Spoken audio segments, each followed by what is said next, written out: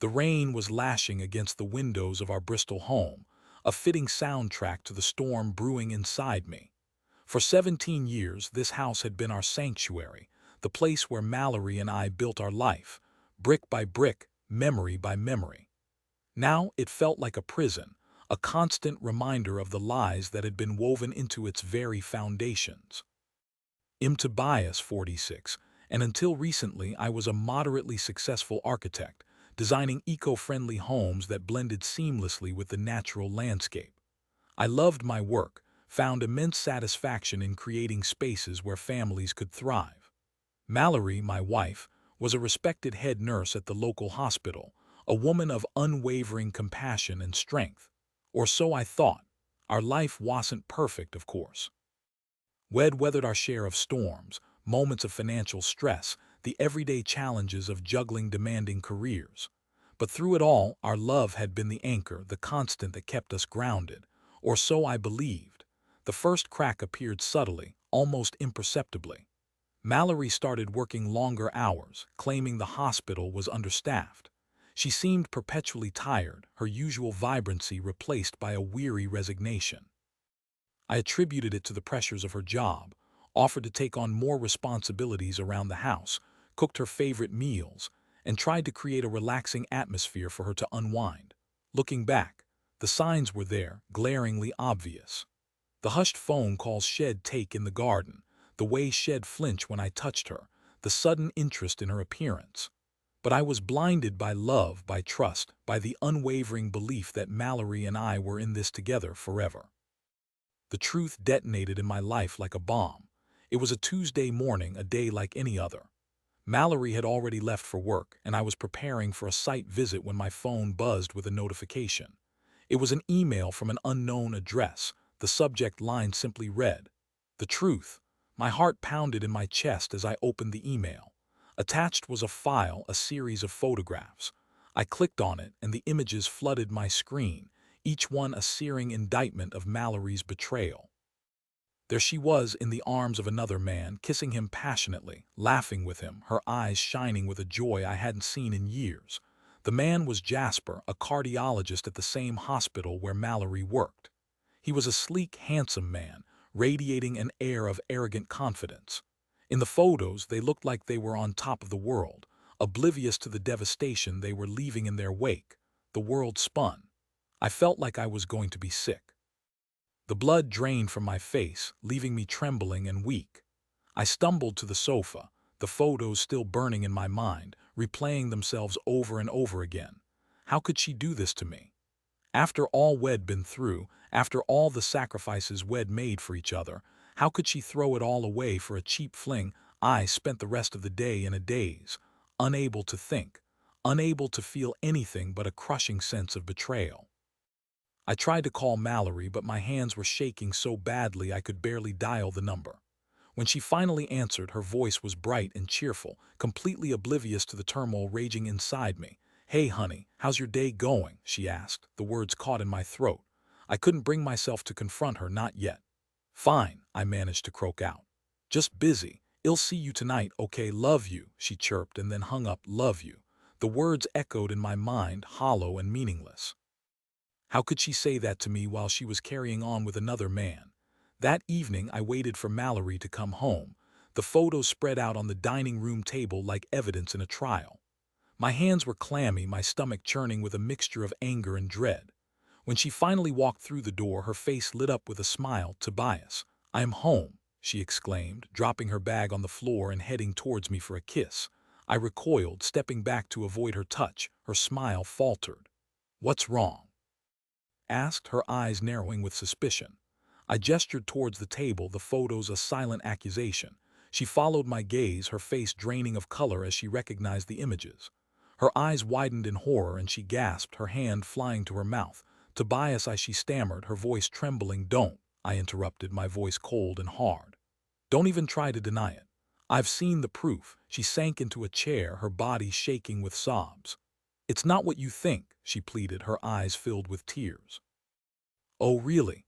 Because it looks pretty clear to me," I retorted, my voice dripping with sarcasm.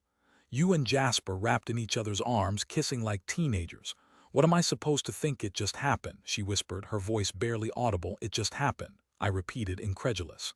You just stumbled into his arms and started making out. Is that what you're telling me? She didn't answer, her head bowed in shame.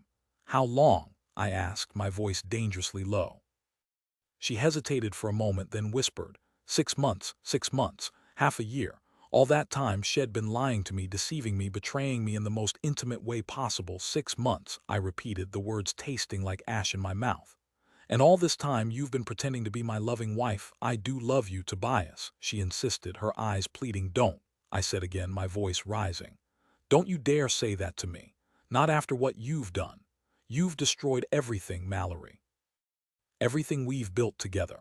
The next few weeks were a blur of anger, recriminations, and tears. We argued constantly, each word a fresh wound, each accusation a dagger twisting in my heart. I couldn't bear to look at her, to touch her, to even be in the same room with her.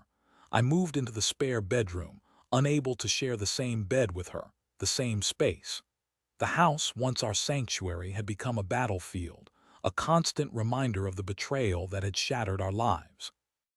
I contacted a solicitor, initiated divorce proceedings.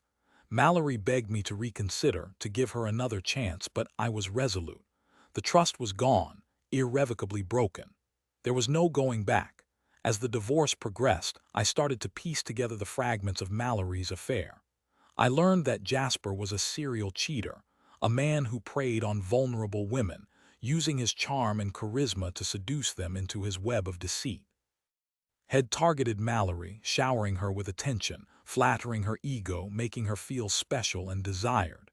He'd exploited her insecurities, her feelings of being overlooked and underappreciated, and Shed fallen for it, hook, line, and sinker. I felt a surge of anger, not just towards Mallory, but towards Jasper as well. He was a predator, a parasite, and he deserved to be exposed for what he was. I started digging into Jasper's background, using my contacts and resources to uncover his secrets.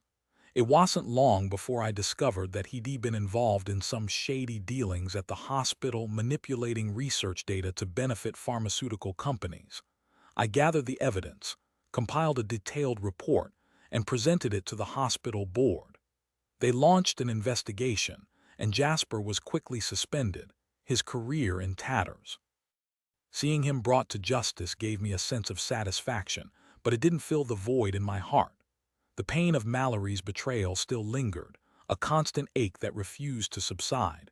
One evening, after a particularly grueling day at work, I found myself driving aimlessly through the city.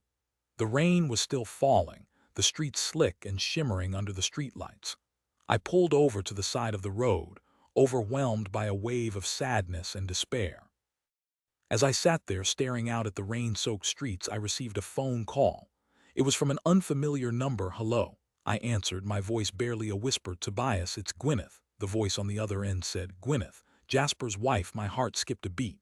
Gwyneth, what do you want? I asked, my voice hardening. I just wanted to talk, she said, her voice hesitant. About what? Your husband's affair with my wife, I retorted, my voice dripping with sarcasm. Yes, she said quietly. I know what he did was wrong. I'm so sorry, Tobias, for everything. I was silent for a moment, taken aback by her sincerity. Why are you calling me? I asked. Because I understand what you're going through, she said. I know what it's like to be betrayed by someone you love. We talked for hours that night, sharing our stories of heartbreak and betrayal. I learned that Gwyneth had suspected Jasper of infidelity for years, but Shed always dismissed her suspicions, clinging to the hope that he would change. When Shed finally discovered the truth about Mallory, Shed been devastated, her world shattered just as mine had been. As we talked, I realized that Gwyneth was a kind, intelligent, and compassionate woman. She was also incredibly strong, having endured years of emotional abuse and neglect at the hands of Jasper. Over the next few weeks, Gwyneth and I continued to talk, sharing our experiences, offering each other support and encouragement. We found solace in each other's company, a sense of understanding that we couldn't find anywhere else. One day, we decided to meet in person. We met at a small cafe in the city center, both of us nervous and apprehensive.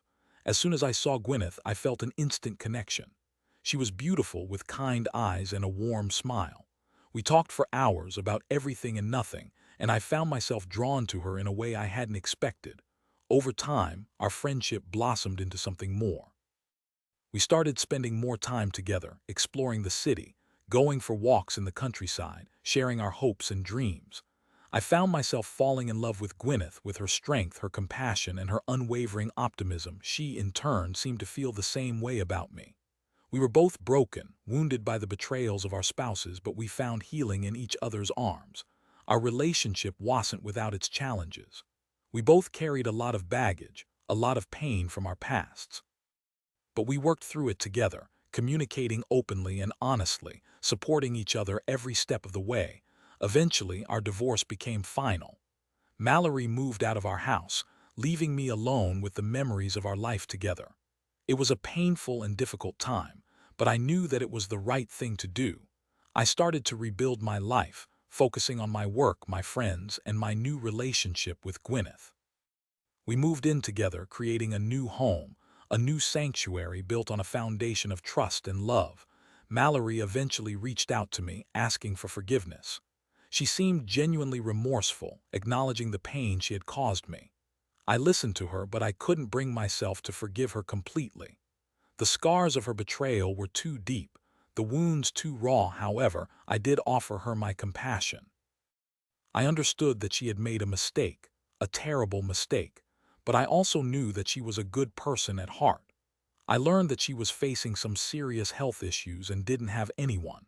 So I paid for her medical bills and some living expenses to help her get back on her feet. In the end, I found love and happiness again, not in the place I expected, but in the arms of a woman who understood my pain, who shared my values, and who loved me for who I was. The betrayal had been devastating, but it had also led me to a new beginning, a new life filled with hope and promise. The rain has stopped now, the clouds have parted, and the sun is shining brightly. The storm has passed, and I am finally at peace. But the memories will remain forever. If you are reading this and have been betrayed, know that you are not alone. The pain is real, the wounds are deep, but you can heal. You can find love again. You can rebuild your life. Just don't give up hope.